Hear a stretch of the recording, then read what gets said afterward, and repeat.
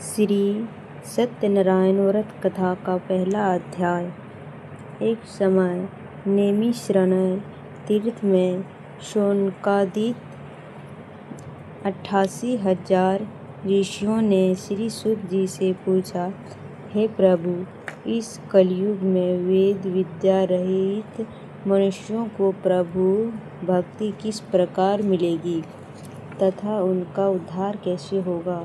इसीलिए हे मुनि, कोई ऐसा तप करिए जिसमें थोड़ा समय में पुण्य प्राप्त होवे तथा मनवांछित फल मिले। वह कथा सुनने की हमारी इच्छा है। सर्वशास्त्रार्थ श्री सूत जी बोले, हे वैष्णवों, मैं पूज्य आप सबने प्राणियों के हित की बात पूछी है।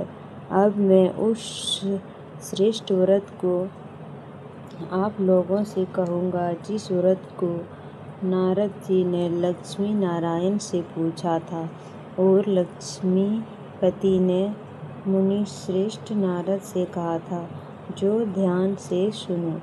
एक समय योगी राज नारद जी दूसरों के हित की इच्छा से अनेक लोकों में घूमते हुए मृत्यु लोक में आ पहुँचे।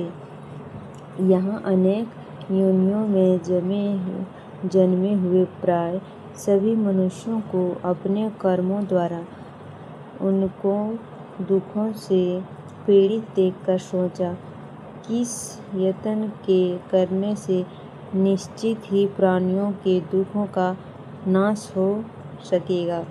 ऐसा मन में सोचकर विष्णु लोक को गए। वहाँ श्वेत वर्ण और 4 भुजाओं वाले देवों के इस नारायण को देखकर, जिनके हाथ में शंख चक्र गदा और पग थे तथा वरमाला पहने हुए थे, स्तुति करने लगे। हे भगवान, आप अत्यंत शक्ति से संपन्न हैं। मन तथा वाणी भी आपको नहीं पा सकती। आपका आदि मध्य अंत नहीं है। निर्गुण स्वरूप सृष्टि के आदि भूत व भूतों के दुखों को नष्ट करने वाले हो, आपको नमस्कार है। नारद जी इस प्रकार की स्तुति कर विष्णु भगवान बोले, हे मुनि श्रेष्ठ, आपके मन में क्या है? आपका किस काम के लिए आगमन हुआ है? निसंकोच कहो। तब नारद मुनि बोले, मृत्यु लोक में सब मनुष्यों जो अनेक योनियों में पैदा हुए हैं, अपने अपने कर्मों के द्वारा अनेक प्रकार के दुखों से दुखी हो रहे हैं। हे नाथ, मुझ पर दया रखते हो तो बतलाइए कि उन मनुष्यों के सब दुख थोड़े से ही प्रयत्न से कैसे दूर हो सकते हैं। श्री भगवान जी बोले, हे नारद, मनुष्यों की भलाई के लिए तुमने बहुत अच्छी बात पूछी है। जिस काम के करने से मनुष्य मोह से छूट जाता है, वह मैं कहता हूँ, सुनो। बहुत पुण्य देने वाला स्वर्ग तथा मृत्यु लोक दोनों में दुर्लभ एक उत्तम व्रत है। आज मैं प्रेमवश होकर तुमसे कहता हूँ। सत्यनारायण का यह व्रत अच्छी तरह विधि पूर्वक करके मनुष्य आयु प्रयत्न कर यहाँ सुख भोग कर मरने पर मोक्ष को प्राप्त होता है।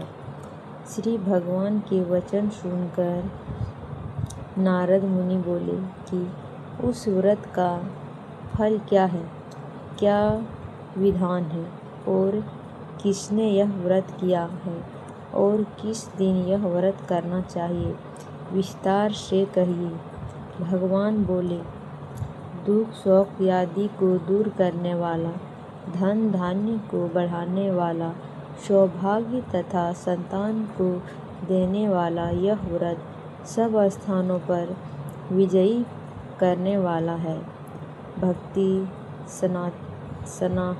संतान को देने वाला यह व्रत सब स्थानों पर विजयी प्राप्त करने वाला है।